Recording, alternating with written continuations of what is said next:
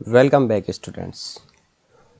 Now we will today discuss about our lecture number 08, class 11th physics chapter number 3, that is kinematics, motion in one dimension. Okay, आज का topic हमारा रहेगा equations of motion.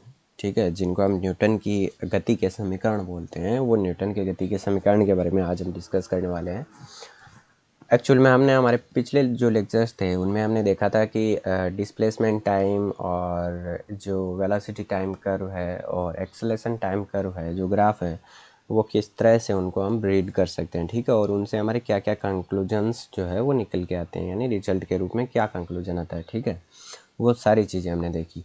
अब हम क्या करेंगे, actual में ये चार इक्वेशंस आपको यहाँ पे दिख रही होगी. पहली है v इजिकल्स to u plus a t, दूसरी s इजिकल्स to u t plus half of a t square, तीसरी आपके v square इजिकल्स to u square plus two a s, और चौथी आपके s n is equals to u plus 1/2a bracket 2 1 - 1 bracket close. Okay, तो ये चारों equations हैं, इनके बारे में हम पढ़ेंगे. इनको आज हम ड्राइव करना सीखेंगे कि इनको ड्राइव कैसे किया जा सकता है. ठीक है, तो इसके लिए हमारे पास दो मेथड्स होते हैं एक्चुअल में.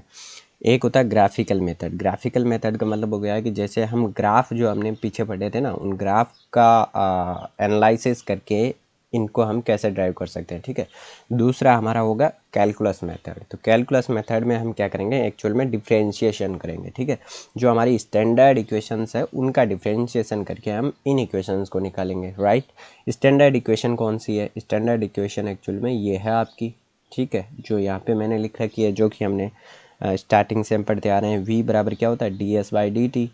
ठीक है, यानी s का टाइम के सापेक्ष हम क्या कर रहे हैं, डिफरेंशिएशन, तो हमें क्या मिलता है, v मिलता है. वैसे ही एक्सेलरेशन, वेलोसिटी का टाइम के सापेक्ष डिफरेंशिएशन जो होता है एक्सेलरेशन होता है, तो acceleration is equals to dv/dt.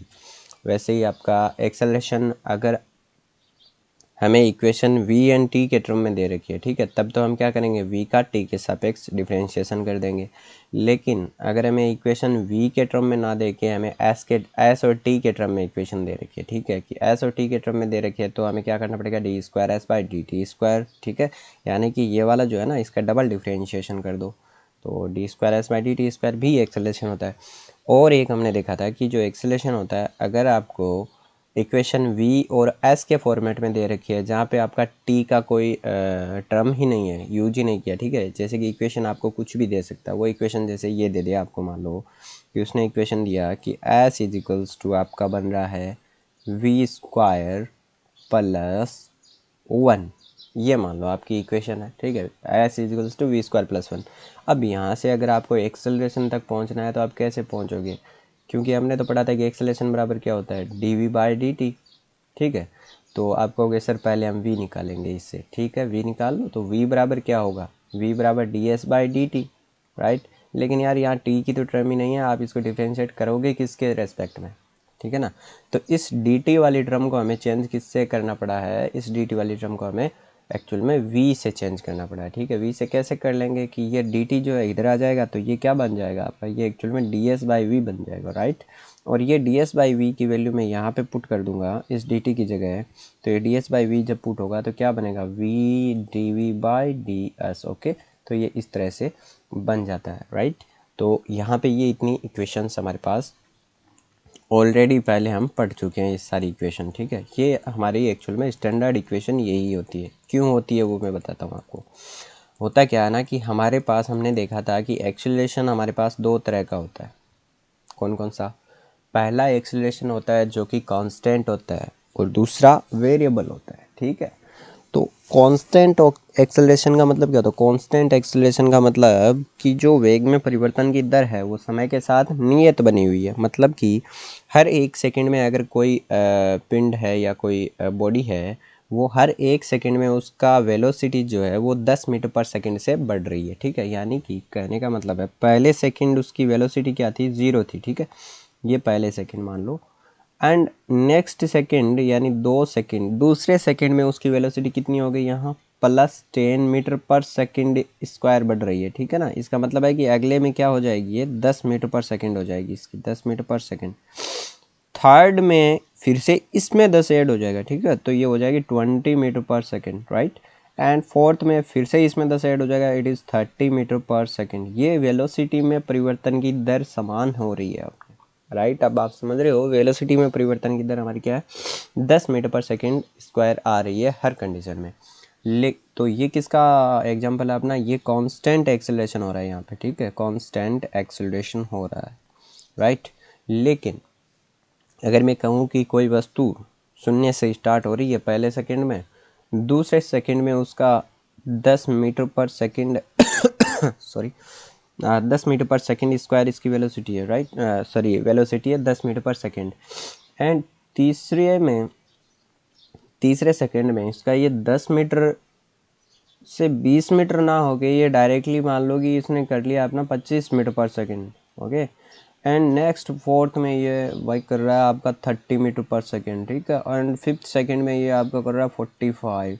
इस तरह से मतलब कि इसमें कोई कंफर्म नहीं है कि ये कब कितना बढ़ेगा, ठीक है। हर बार एक जैसा इनमें डिफरेंस नहीं आ रहा है, समझ रहे हो। तो इस टाइम क्या हो रहा है, ये वेरिएबल एक्सीलरेशन हो रहा है, ठीक है।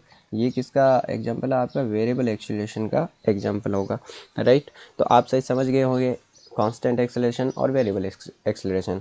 तो हमेशा ध्यान रखना है कि हमारी ये जो इक्वेशंस है ना, ये चार इक्वेशंस जो v equals to u t and s वाली और वी स्क्वायर एस एन वाली, तो ये हमेशा तभी मान्य होगी जब आपका एक्सेलरेशन क्या हो, कांस्टेंट हो, ठीक है। कांस्टेंट एक्सेलरेशन का एग्जांपल जैसे कि आपका ग्रेविटी है, ठीक है ना। ग्रेविटेशनल पुल जो होता है वो एक्चुअल में कांस्टेंट होता है, क्योंकि उसकी हम अबाउट वैल्यू लेते हैं 10 मीटर पर सेकंड स्क्वायर, राइट, और फिक्स्ड वैल्यू 9.8 मीटर पर सेकंड स्क्वायर।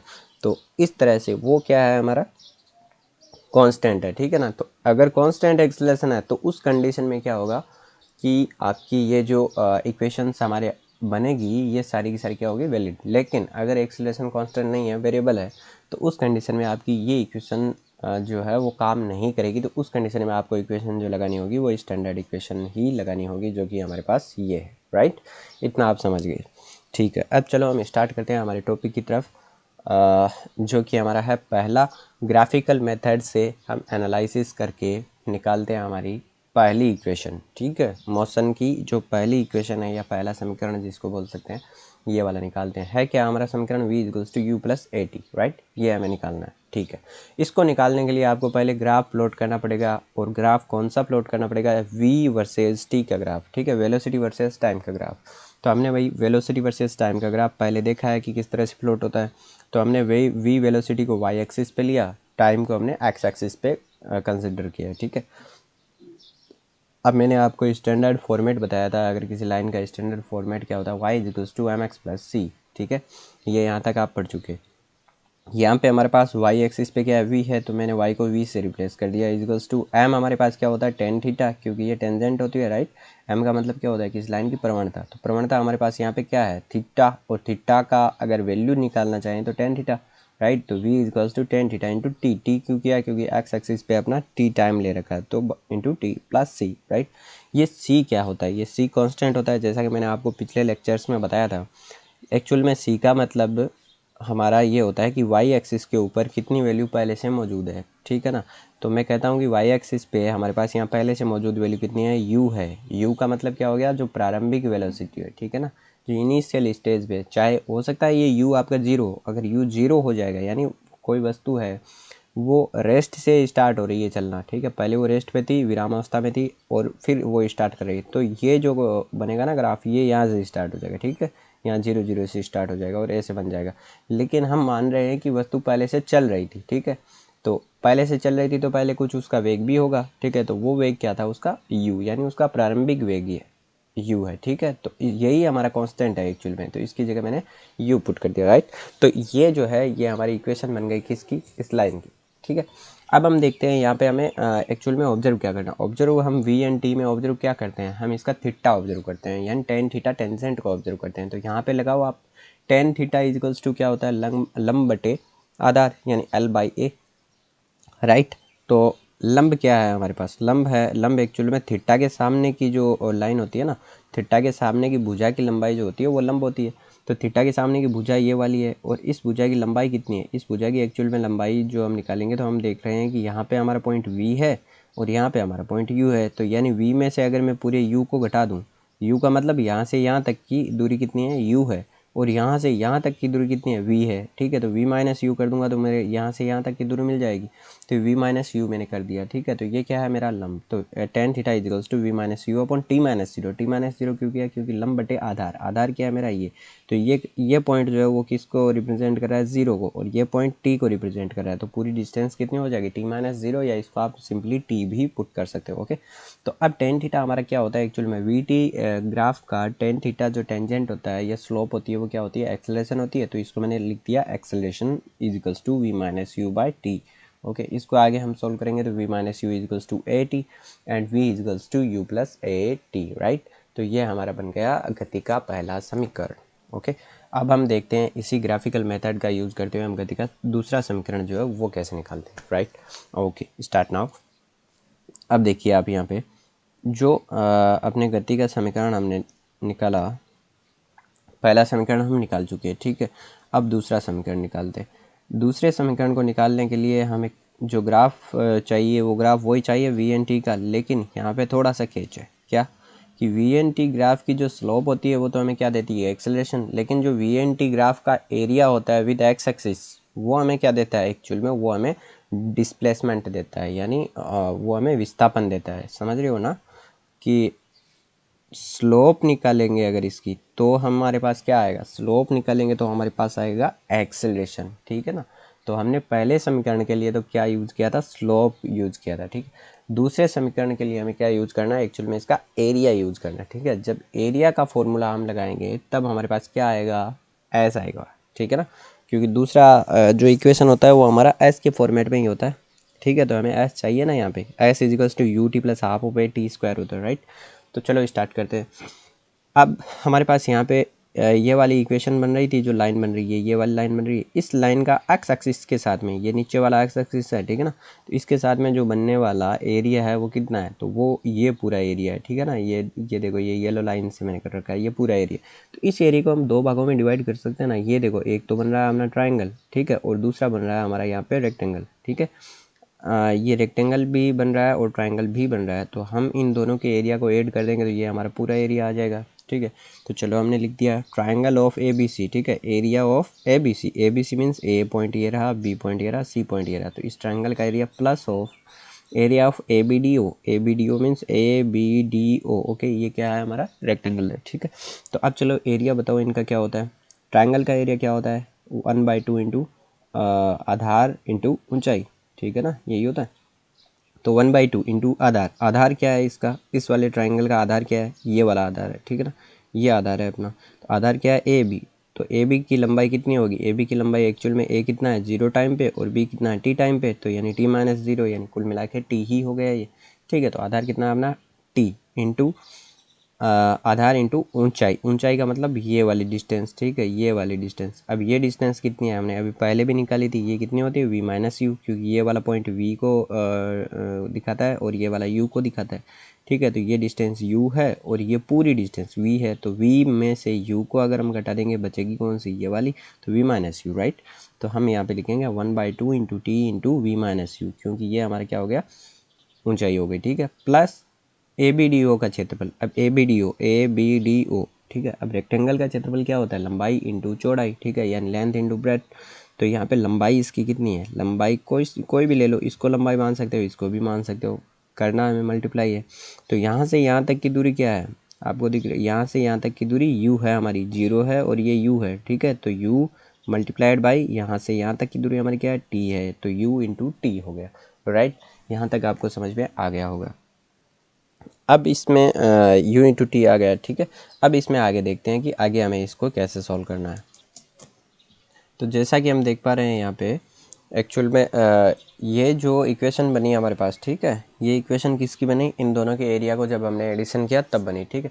अब इस इक्वेशन को आगे सॉल्व करने के लिए हमें पता है कि हमारा जो इक्वेशन है वो s इजिकल्स to u t plus half of a t square, देखो एक्सेलरेशन की टर्म में आ रहा है, ठीक है। लेकिन यहाँ पे हमारे पास कोई एक्सेलरेशन की टर्म हमें नहीं मिल रही है, ठीक है ना। तो जब एक्सेलरेशन की टर्म आपको नहीं मिल रही है तो इसमें क्या करेंगे हम कि पहला समीकरण जो है उसमें से v की वैल्यू को यहाँ पे पुट कर देंगे। तो v की वैल्यू क्या थी, v की वैल्यू पहले समीकरण के हिसाब से v इजिकल्स to u plus a t था, ठीक है। तो इस v की जगह u प्लस ए टी हम यहाँ पे राइट डाउन कर लेते हैं। तो हमारे पास यहाँ क्या बचेगा, 1/2 इंटू टी इंटू यहाँ v की जगह क्या लिखा मैंने, u प्लस ए टी, ठीक है, और माइनस यू ऑलरेडी यहाँ पे है, एंड प्लस यू टी, ये सब बराबर किसके होगा, s के बराबर होगा, राइट। अब यहाँ से इसको आगे सोल्व करेंगे तो देखो ये प्लस का u है, ये माइनस का u है, तो दोनों एक दूसरे को क्या कर देंगे, कैंसिल आउट कर देंगे, ठीक है। तो इन्होंने एक दूसरे को कर दिया कैंसिल आउट, बचा क्या मेरे पास, अंदर बचा 80, और 80 को t से मल्टीप्लाई करेंगे तो बन जाएगा 80 स्क्वायर, ठीक है। तो ये क्या बन गया आपका, एक्चुअल में ये बन गया half of 80 square plus u t, ये वाला u t equals to s, right.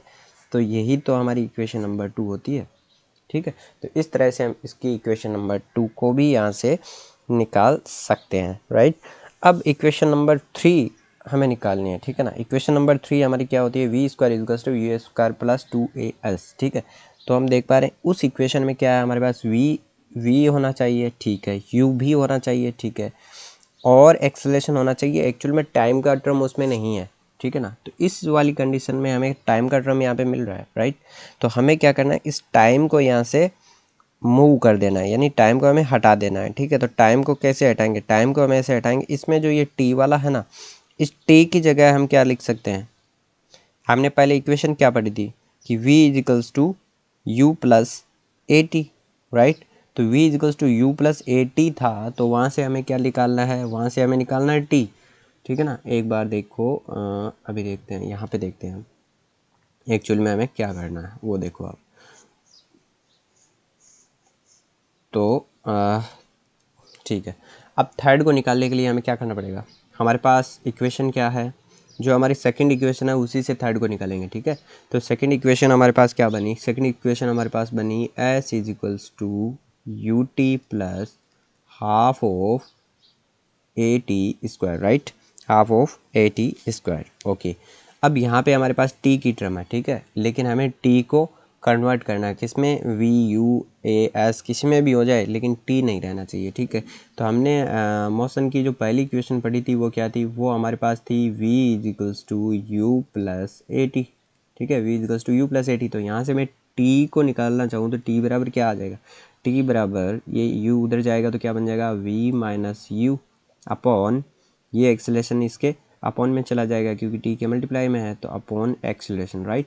तो v माइनस यू अपॉन ए, ये जो बना ना v माइनस यू अपॉन ए, ये क्या है, t की वैल्यू। तो इस वैल्यू को हमें पुट करना है यहाँ पे, राइट। इस वैल्यू को आप कहाँ पुट करोगे, इस वैल्यू को t की वैल्यू को आप पुट करोगे यहाँ पे, ये जो t है ना, ये दोनों जगह इनमें पुट करोगे तो हमारे पास क्या बन जाएगा, ये बन जाएगा s इजिकल्स to u into t की वैल्यू पुट कीजिए v minus u upon a, right, plus 1/2 into a into t का स्क्वायर, यानी v minus u by a का होल स्क्वायर, राइट। यहाँ तक आपको समझ में आ गया होगा, ठीक है। अब इसको हम आगे सोल्व करेंगे, ठीक है, आगे सोल्व करेंगे तो हमारे पास ये क्या बनेगा, आगे सोल्व करते हैं, देखिए u, इसको ऐसे ही रहने दो एक बार, v minus u upon a, right, plus half into acceleration into इसको हम करेंगे तो ये बन जाएगा v माइनस यू का होल स्क्वायर, ऊपर अलग कर दिया मैंने और a का स्क्वायर बाहर निकाल लिया, ठीक है, a का स्क्वायर यहाँ से बाहर निकाल लिया, ठीक है। तो ये इतना हो गया। अब इस a से ये एक a कैंसिल आउट हो जाएगा, ठीक है, कट जाएगा, मतलब कि नीचे बचेगा ओनली फॉर सिंगल a ही बचेगा यहाँ पे, ठीक है। तो उसको भी देख लो, ये यहाँ पे बन रहा है u v minus u by A plus half of v minus you का whole square upon a, right. यहाँ तक आपको समझ में आ गया होगा कि ये किस तरह से आगे बढ़ रहा है, मूव कर रहा है, ठीक है। तो यहाँ ए को एक्चुअल में मैंने क्या किया है कि उसकी पावर एक घटा दी है, क्योंकि ऊपर भी ए था नीचे भी ए स्क्वायर है, ठीक है, तो एक पावर कट जाती है ऐसे, ठीक है। नेक्स्ट देखो, अब यहाँ से ये जो पहला है ये मल्टीप्लाई होके क्या बनेगा, ये वाला मैं यहाँ कर रहा हूँ, ठीक है, ये वाला जो है ये मल्टीप्लाई होके क्या बन रहा है, ये वाला मल्टीप्लाई होके आपका बन रहा है यू वी, ये बन जाएगा u इंटू वी, ठीक है, u और v दोनों मल्टीप्लाई हो गए, माइनस यू स्क्वायर, ठीक है, ये u से मल्टीप्लाई हो गए, यू स्क्वायर बन गया, ठीक है, और अपॉन में क्या बच गया मेरे पास, a upon a, right. Next क्या बना मेरे पास, अगले में मेरे पास बना 1/2, ठीक है, ये a तो नीचे ही रहेगा, ठीक है। और ऊपर वाले में क्या बन गया, v माइनस यू यानी a माइनस बी का होल स्क्वायर हम ओपन करेंगे तो हमारे पास क्या बनता है, a माइनस बी का होल स्क्वायर, ठीक है। तो ये बनता है a square plus b square minus 2ab, ठीक है। तो यहाँ 2u और v ये बन गया, ठीक है। यहाँ तक आ गया समझ में। शायद ये स्क्रीन से बाहर जा रहा है, सॉरी, मैं इसको यहाँ नीचे लिख देता हूँ, ठीक है। यहाँ तक आपको समझ में आ गया ना, ओके।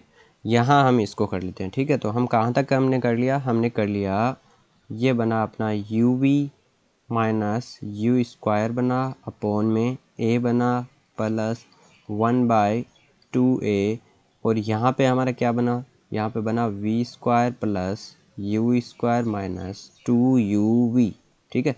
अब आ गया इतना समझ में। अब इसको आगे सोल्व करेंगे, ठीक है। तो हमारे पास अब इन दोनों को, क्योंकि देखो इसमें भी 1/a है, इसमें भी 1/a है, ठीक है। तो इसको हम करेंगे s बराबर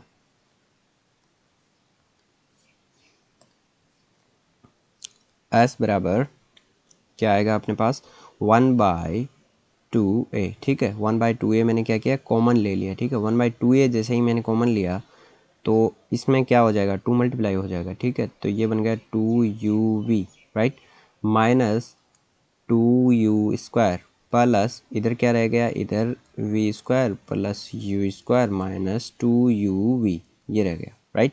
अब इसको हम सॉल्व करेंगे तो देखो 2uv माइनस का है, 2uv प्लस का है, दोनों क्या हो जाएंगे, एक दूसरे को काट देंगे, ठीक है। माइनस के 2u स्क्वायर है और एक u स्क्वायर प्लस का है, यानी माइनस का एक u स्क्वायर बच जाएगा यहाँ पे, ठीक है, और एक v स्क्वायर बच जाएगा, ठीक है। तो अंततः इसमें हमारे पास क्या बचा, इसमें हमारे पास बचा यहाँ पे 2as, ये जो 2a है ना इसको बाहर ले लिया मैंने, तो s ऑलरेडी उस साइड था और ये 2a और आ गया, ठीक है। तो ये बन गया आपका 2as, ठीक है।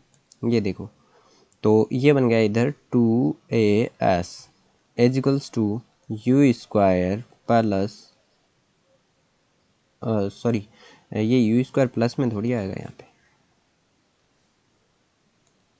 2as is equals to v square आएगा प्लस में और माइनस में रहेगा यू स्क्वायर, राइट। तो ये वाला बन गया। तो इसको हमने आगे अगर सोल्व किया तो हमारा अंतिम फॉर्मूला निकल के आया v square is equals to u square plus 2as, right. ये हमारा थर्ड इक्वेशन बन गया। तो इस तरह से हम ग्राफिकल मेथड का यूज़ करते हुए भी गति की समीकरण निकाल सकते हैं, ठीक है। अब नेक्स्ट हम देखेंगे इसमें जो हमारा गति की समीकरण को हम कैलकुलस मेथड से कैसे निकाल सकते हैं, ठीक है। बहुत इजी मेथड है एक्चुअल में, ये मेथड मैंने आपको सिर्फ समझाने के लिए बताया, बाकी इस मेथड का कोई ज़्यादा इस्तेमाल होता नहीं है, ठीक है ना। तो calculus method is best method, okay. तो हम कैलकुलस मेथड को अभी देखते हैं कि कैलकुलस मेथड हमें किस तरह से आगे इसमें ले आगे फ्रेंड्स। तो हम बात कर रहे थे अपने कैलकुलस मेथड के बारे में, ठीक है, कि कैलकुलस मेथड का यूज़ करके हम किस तरह से अपनी जो मोशन ऑफ इक्वेशन है उनको ड्राइव कर सकते हैं, okay. So let's start. First में देखते हैं हम जब प्रथम समीकरण की हम बात करते हैं, ठीक है। तो प्रथम समीकरण को निकालने के लिए हमें एक्चुअल में क्या यूज़ करना पड़ेगा यहाँ पे, ठीक है। तो सबसे पहले ऊपर आप राइट डाउन कर लीजिए, ये है आपका प्रथम समीकरण, ठीक है। प्रथम समीकरण है क्या, पहले उसको देख लो आप कि प्रथम समीकरण हमने अभी जैसे निकाला था v is equals to u plus a t, right. ये वाला आपका प्रथम समीकरण है, ठीक है। अब इसको कैलकुलस मेथड से कैसे निकालेंगे, तो कैलकुलस मेथड से निकालने के लिए आपको सबसे पहले यहाँ पे लेना पड़ेगा a is equals to d v by d t, right. यही चीज़ हमने देखी थी कि a बराबर क्या होता है, d v by d t, यानी variation in v with respect to time, right, d v by d t. तो यहाँ से आप निकालोगे डी वी, राइट। तो डी वी इजिकल्स टू क्या हो जाएगा, a dot d t, correct. तो डी वी बराबर ए डॉट डी टी। अब इसमें हम क्या करेंगे, दोनों साइड इंटीग्रेशन कर देंगे, ठीक है। तो यहाँ पे भी मैंने इंटीग्रेशन साइन लगा दिया, यहाँ पे भी मैंने इंटीग्रेशन साइन लगा दिया, राइट। तो अगर मैंने इंटीग्रेशन लगाया तो मुझे इंटीग्रेशन कहाँ से कहाँ तक करना है, इंटीग्रेशन की हमने लिमिट दे दी, डी वी का इंटीग्रेशन मुझे करना है यू से स्टार्ट होके वी तक करना है, राइट। एंड यहाँ पे a डॉट डी टी है, ठीक है। तो यहाँ पे देखो वेरिएबल क्या है, डी टी, टाइम वेरिएबल है, ठीक है। तो टाइम का इंटीग्रेशन कहाँ से कहाँ तक करना है मेरे को, 0 से लेके टाइम को स्टार्ट करके टी टाइम तक मेरे को इसका इंटीग्रेशन करना है, राइट। तो अब आपने इंटीग्रेशन मेथड पढ़ रखा हो, डिफरेंशिएशन करते हैं उसका रिवर्सल प्रोसेस जो होता है वो एक्चुअल में इंटीग्रेशन होता है, ठीक है। तो इंटीग्रेशन के फॉर्मूले के हिसाब से हम देखेंगे तो हमारा डी का इंटीग्रेशन क्या होता है, डी का इंटीग्रेशन होता है एक्चुअल में वी, राइट। तो इसका इंटीग्रेशन आ जाएगा वी, और वी की लिमिट हमने क्या रख रखी है, यू से वी तक, ठीक है। ऐसे ही हम अगर इसका इंटीग्रेशन करेंगे तो यहाँ देखो ए जो है वो क्या है, एक्चुअल में कांस्टेंट है, क्योंकि ए में कोई भी टी की टर्म नहीं है। जहाँ टी की टर्म होगी वहीं पे इंटीग्रेशन अप्लाई होगा, क्योंकि हमने वेरिएबल टी को मान रखा है यहाँ पे, राइट। तो यहाँ पे हमारा वेरिएबल डी टी ही है ओनली, ए वेरिएबल नहीं है, तो ए आ जाएगा कांस्टेंट जो कि बाहर आ जाएगा, और डी टी का हम इंटीग्रेशन करेंगे तो आपने पास आ जाएगा टी टाइम, ओके। इसका लिमिट है 0 से टी तक, ठीक है। अब इंटीग्रेशन को सॉल्व करना आपको आता है। जब हम इसकी लिमिट को लगाएंगे तो पहले ये वाली लिमिट लगाएंगे, फिर माइनस करके ये वाली लिमिट लगाते हैं, ठीक है। तो पहले का क्या बन जाएगा, v माइनस यू, करेक्ट। ये v माइनस यू बन गया बराबर a। अब t की लिमिट हम लगाएंगे तो t की पहले कौन सी लिमिट लगेगी, देखो जैसे इसमें हमने पहले ऊपर वाली लिमिट लगाई है फिर नीचे वाली लगाई है, तो इसमें भी पहले ऊपर वाली फिर नीचे वाली, तो पहले ऊपर वाली लगेगी तो आ जाएगा t, एंड माइनस ये t की जगह 0 पुट करेंगे तो आ जाएगा 0, कंप्लीट। तो यहाँ से हमारे पास निकल के आया v minus u is equals to a t, correct. तो यही तो था अपने पास, v is equals to u plus a t, okay. तो ये हमारा इक्वेशन नंबर 1, इस तरह से हम कैलकुलस मेथड से निकाल सकते हैं, ओके। अब हम देखेंगे इसी कैलकुलस मेथड की यूज़ करके हम इक्वेशन जो सेकंड है वो कैसे ड्रॉ करते हैं, ठीक है। तो इक्वेशन सेकंड के लिए देखो, जैसे कि फर्स्ट इक्वेशन जो हमने निकाली है उसके लिए हमने क्या काम में लिया, उसके लिए हमने काम में लिया a equals to d v by d t को, ठीक है।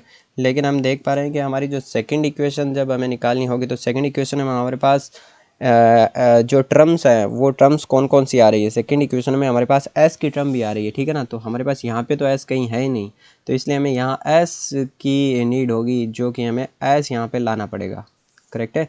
तो s कैसे लाएंगे, तो s की हमारे पास इक्वेशन क्या होती है, एक्चुअल में s की इक्वेशन हमारे पास v वाली होती है, v is equals to d s by d t, ये वाली होती है, ठीक है। बस सेम मेथड है, इसका भी इंटीग्रेशन कर डालो।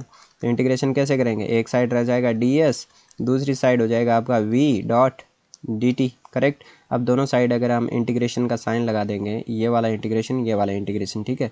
अब ये डी एस जो है इसकी हम लिमिट लगाएंगे, डी एस का इंटीग्रेशन कहाँ से कहाँ तक करना है भैया, तो डी एस का इंटीग्रेशन हमें पता है कि जो स्टार्टिंग पोजीशन है उसकी 0 है और अंतिम पोजीशन s है, तो 0 से s तक इंटीग्रेट कर दिया मैंने ds को, और ऐसे ही मैंने टाइम जो t है इसको इंटीग्रेट कर दिया मैंने 0 से लेकर t टाइम तक इंटीग्रेट कर दिया, राइट। तो ये वाला बन गया अपना। तो अब इसको हम आगे सोल्व करेंगे तो ds का इंटीग्रेशन क्या होता है s, और सॉरी ये 5 हो गया s, ओके। और s जो है इसकी लिमिट 0 से s तक है, तो ये 0 से s तक लिमिट लगा दी मैंने, इक्वल्स टू यहाँ पे देखेंगे v, यहाँ पे देखो कांस्टेंट है, ठीक है। तो v कांस्टेंट बाहर आ जाएगा, और टाइम का इंटीग्रेशन t हो जाएगा, dt का इंटीग्रेशन t, एंड 0 से t तक है लिमिट, तो ये t और ये वाली आ गई अपनी 0, करेक्ट। अब इसमें थोड़ा एक चीज़ और ध्यान रखना कि इसमें एक्चुअल में हमारे पास जो दूसरा समीकरण है, दूसरे समीकरण में देखो U T half of a t square आता है, करेक्ट। यानी एक्सेलेरेशन की टर्म भी यहाँ पे होनी चाहिए अपने पास, है ना। तो एक्सेलेरेशन की टर्म हमारी यहाँ से तो नहीं आ रही, अगर हम देख रहे हैं यहाँ से एक्सेलेरेशन की टर्म हमारे पास नहीं आ रही है, ठीक है। तो हमें क्या करना पड़ेगा, इससे एक स्टेप ऊपर जाएंगे, वापस से फिर से एक स्टेप ऊपर जाएंगे, ठीक है। और उसमें हम क्या चेंजमेंट करके हमारी एक्सेलेरेशन की टर्म को ला सकते हैं, तो उसमें हमें चेंजमेंट क्या करना पड़ेगा, उसमें चेंजमेंट करना पड़ेगा एक्चुअल में जो v होता है ना, इस v का फॉर्मूला हम यहाँ पे पुट करेंगे, जिससे कि हमारे पास क्या है, एक्सेलेरेशन की टर्म आ जाए, ठीक है। तो कैसे आएगा, हमने देखा यहाँ पे हमें 0 से s तक ds करना है, बराबर यहाँ पे 0 से t तक करना है, और v की जगह हम क्या पुट कर दें, v की जगह एक्चुअल में जो हमारा फर्स्ट फार्मूला था उसमें हमने क्या देखा था कि v बराबर क्या होता है, u प्लस ए टी, ठीक है। तो इसकी जगह मैं u प्लस ए टी भी तो पुट कर सकता हूँ, तो मैंने u plus a T put कर दिया। अब देखो यहाँ एक्सेलेरेशन की टर्म हमारे पास आ चुकी है, ठीक है ना। तो अब हमारा इससे क्या आएगी, सेकेंड वाली जो इक्वेशन है वो ड्राइव हो जाएगी। नाउ अब हम इसे करते हैं, ठीक है। तो अब इसका क्या आ जाएगा, s इंटीग्रेशन आ जाएगा, लिमिट कहाँ से कहाँ तक है, 0 से s तक है, ठीक है। इसमें देखो आप इंटीग्रेशन करोगे तो यहाँ u जो है और ए टी है, ठीक है। जब a प्लस बी का इंटीग्रेशन करना होता है तो हमने देखा था कि दोनों को आप स्प्लिट कर दो, ठीक है। 0 से t तक पहले किसका इंटीग्रेशन होगा, u डॉट डी टी का इंटीग्रेशन, और प्लस फिर से 0 से t तक किसका इंटीग्रेशन होगा, A T dot d T का इंटीग्रेशन, राइट। ये ऐसे स्प्लिट कर सकते हैं हम a प्लस बी वाले रूल से, ठीक है। अब नेक्स्ट देखते हैं हम इसको आगे सोल्व करेंगे तो क्या आएगा, देखो s में हमें यहाँ पे लिमिट लगानी है 0 से s तक, ठीक है। चूँकि s का हमने इंटीग्रेशन देखो कर रखा है, ठीक है, तो आगे फिर से इंटीग्रेशन नहीं करना। तो यहाँ पे हमारा क्या बन जाएगा, ओनली s बच जाएगा, ठीक है, क्योंकि s पहले पुट करेंगे s की जगह तो s, और फिर 0 करेंगे तो 0, तो s माइनस 0 बराबर s हो जाएगा, ठीक है। तो ये s बराबर क्या आ जाएगा, अब पहले देखो 0 से t तक हमें लिमिट लगानी है किसकी, u डॉट dt का इंटीग्रेशन करके। तो यहाँ पे u जो है वो हमारा कांस्टेंट है, क्योंकि u में कोई t की टर्म है ही नहीं, तो u को हम ले लेते हैं बाहर, ठीक है, ये u आ गया अपना बाहर यहाँ पे। और जो अपना ये वाला है dt का इंटीग्रेशन क्या होता है आपका t, राइट। तो ये dt का इंटीग्रेशन t हो गया, 0 से t तक इसकी भी लिमिट लगा दो, ये 0 से t तक लिमिट लगा दी, प्लस ऑफ ये नेक्स्ट वाला जो है इसका इंटीग्रेशन क्या हो जाएगा, 0 से t तक limit a t dot dt। अब यहाँ पे देख रहे हो आप a जो है वो कांस्टेंट है, लेकिन साथ में t भी है, तो t तो कांस्टेंट नहीं है ना, t तो यहाँ पे dt हमने कर रखा है, ठीक है, यानी वेरिएबल हमारा t ही तो है। तो t का फिर इंटीग्रेशन क्या होगा, ठीक है, तो a की पावर n का इंटीग्रेशन क्या होता है एक्चुअल में, आपने देखा a की पावर n का इंटीग्रेशन होता है a की power n plus 1 by n plus 1, right.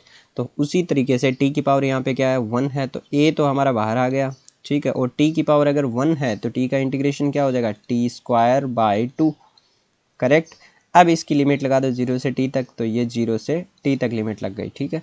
यहाँ से हमने इसको सॉल्व किया तो u t की जगह t पुट किया तो t बन गया, और माइनस 0 का कोई मतलब नहीं रहा, ठीक है, तो ये बन गया u t, ठीक है, प्लस यहाँ पे रहा a, और t की जगह जब t पुट करेंगे तो टी स्क्वायर बाई 2 बन जाएगा, और t की जगह 0 पुट करेंगे तो ये 0 हो जाएगी पूरी वैल्यू। तो हमारे पास क्या बन गया, a T square by 2, right. तो इसको मैं ऐसे भी लिख सकता हूँ, यहाँ पे देखो s चल रहा है बराबर, तो s is equals to u t plus half of a t square, correct. तो ये जो बना है ये हमारा क्या है, सेकेंड नंबर इक्वेशन आ गई है हमारी, ठीक है। तो आपको ये ध्यान रखना है जब आप यहाँ पे पहुँचोगे ना, यहाँ पर इस स्टेप पे, ठीक है, इसके बाद में आपको ध्यान रखना है यहाँ v को आपको चेंज करना है a की टर्म में, ठीक है। अगर आपने चेंज नहीं किया तो यहाँ तक नहीं पहुँच पाओगे, तो आपको इसको ए की टर्म में चेंज करना है, क्यों, क्योंकि हमारे लास्ट जो रिजल्ट आ रहा है उसमें एक्चुअल में ए की टर्म मौजूद है, ठीक है ना। तो यहाँ पे वी की जगह हमने you plus a T put कर दिया, करेक्ट। ऐसे आप दूसरा जो इक्वेशन है उसको निकाल सकते हो। नाउ अब हम देखते हैं हमारी गति की तीसरी समीकरण, ठीक है। तो तीसरी समीकरण को हम कैलकुलस मेथड से कैसे निकाल पाएंगे, तो देखते हैं।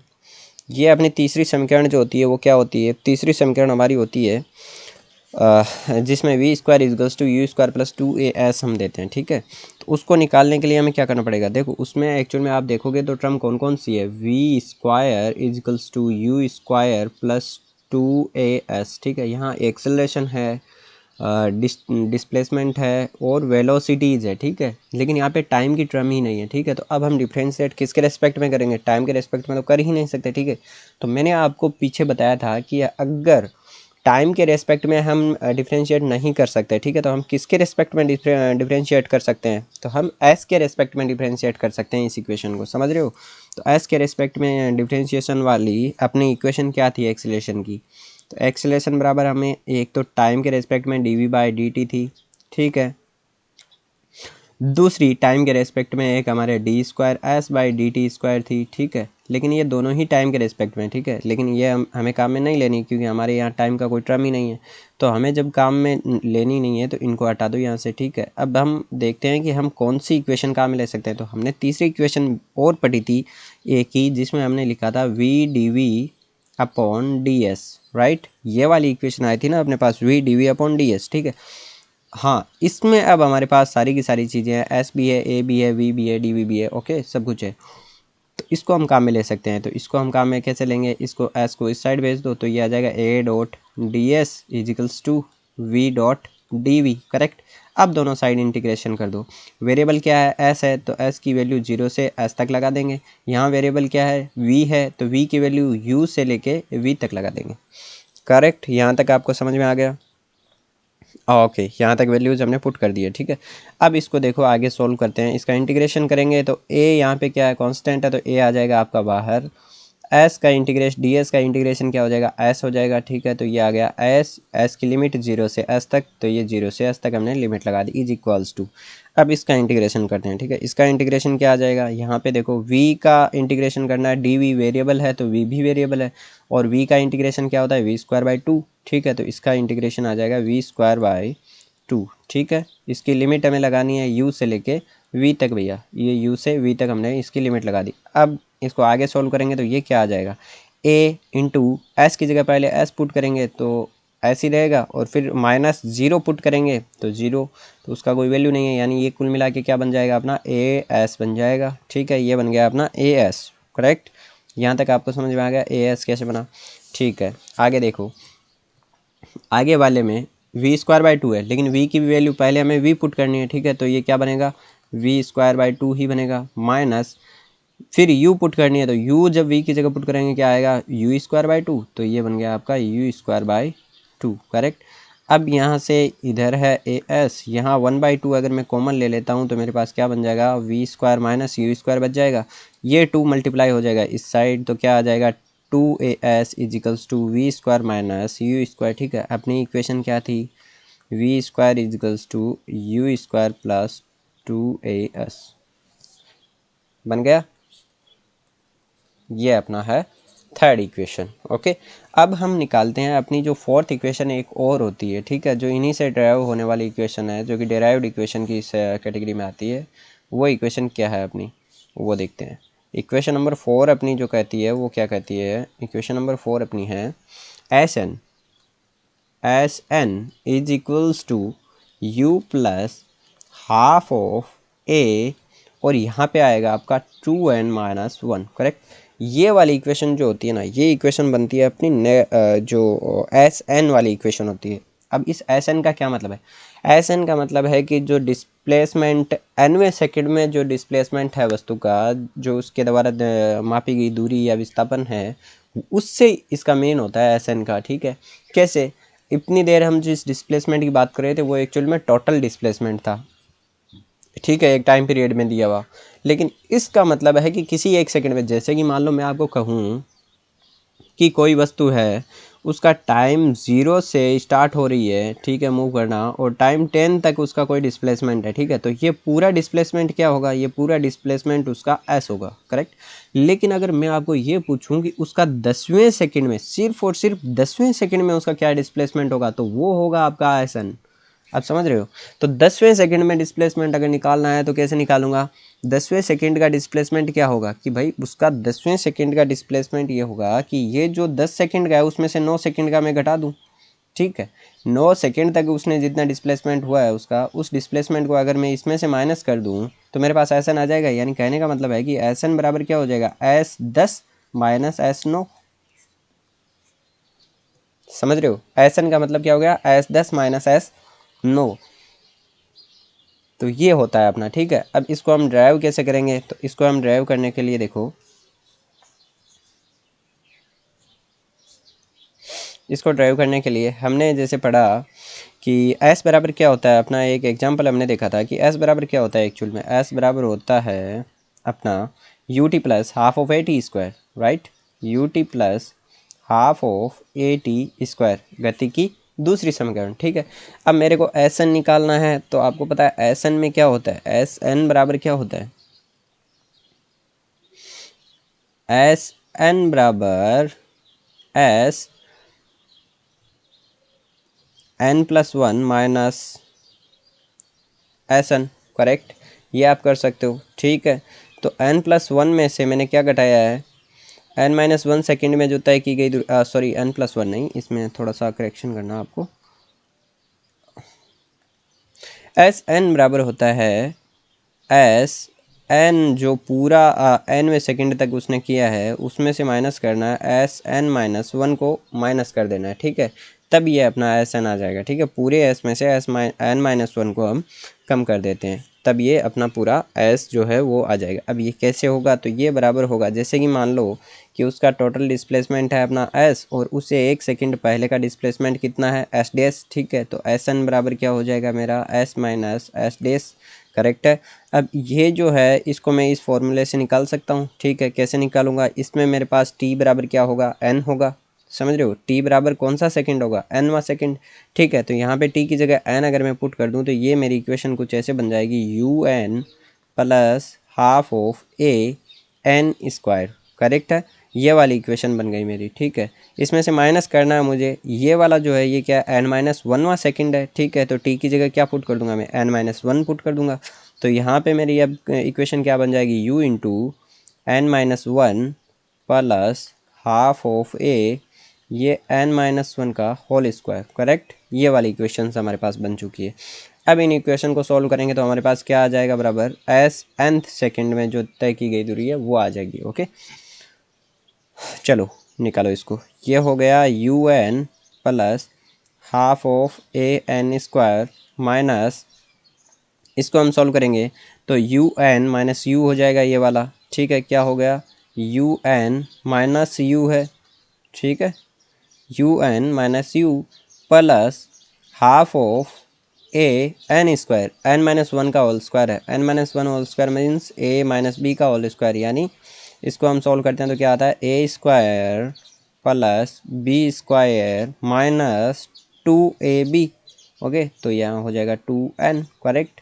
ये वाली इक्वेशन बन गई। अब इस इक्वेशन को आगे सोल्व करेंगे तो क्या बनेगा, u n plus half of a n square minus, यहाँ पे ये सही रहने दो, ये हो गया u n minus u plus, ये हो गया आपका half of a n square, a n square अंदर मल्टीप्लाई कर दिया, ठीक है, प्लस ये बन गया अपना हाफ माइनस 2 से 2 कैंसिल आउट हो गया माइनस एन, करेक्ट। ये वाली इक्वेशन बन गई।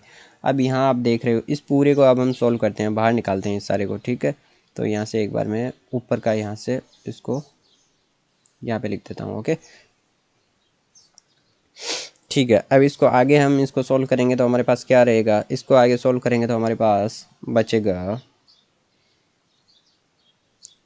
इसको यहाँ से ओपन करो एक बार, ठीक है, इसको ओपन करते हैं, ओपन करते हैं तो ये बचेगा अपने पास u n plus half of a n square minus, ये हो गया यू एन, ये बन जाएगा प्लस यू, ये बन जाएगा minus half of a n square minus half plus n, correct.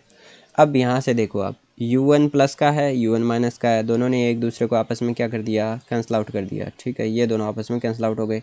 Half A n square plus का है, हाफ ए एन स्क्वायर माइनस का है, ये दोनों आपस में कैंसिल आउट हो गए, ठीक है। बचा क्या मेरे पास, मेरे पास बच गया ये यू और हाफ ऑफ एन बच गया, ठीक है, यू एन और हाफ बच गया मेरे पास माइनस, ठीक है। ये किसके बराबर आ रहा है मेरा,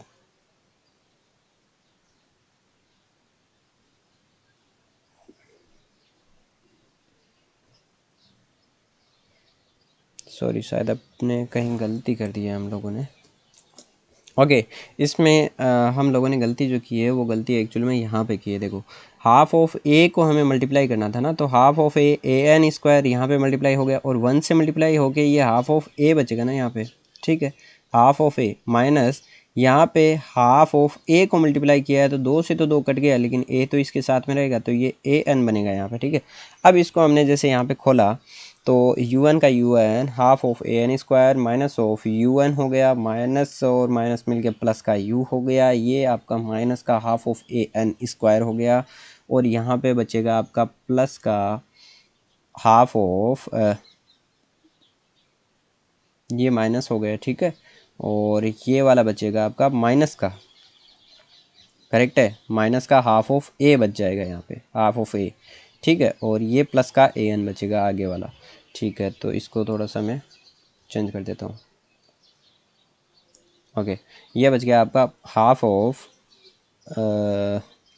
ए एन स्क्वायर के आगे ये माइनस का बच गया यहाँ पे, सॉरी, ये माइनस का हाफ ऑफ ए, करेक्ट, और आगे बच गया प्लस का ए एन, राइट, ये वाला बच गया। अब ये एस एनथ जो है, अब हम निकालते हैं इसमें कि एस एनथ जो है ये बराबर क्या होगा, ये कट गया, ये कट गया, ये कट गया, क्या बचा, प्लस का यू, तो यहाँ यू लिख देता हूँ मैं, ठीक है।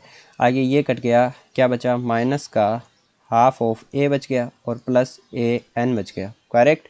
अब इसको हम आगे सोल्व करेंगे तो एस एनथ सेकेंड बराबर क्या आ जाएगा, you plus half of 2n-1, correct. इसको मैं ऐसे भी लिख सकता हूँ 2n-1, कैसे लिखा मैंने, पहले इसका एलसीएम ले लिया 2, ठीक है, तो एलसीएम 2 आ गया, फिर 2 से इसको मल्टीप्लाई किया तो आ गया 2n और माइनस यहाँ पे आ गया 1, करेक्ट है।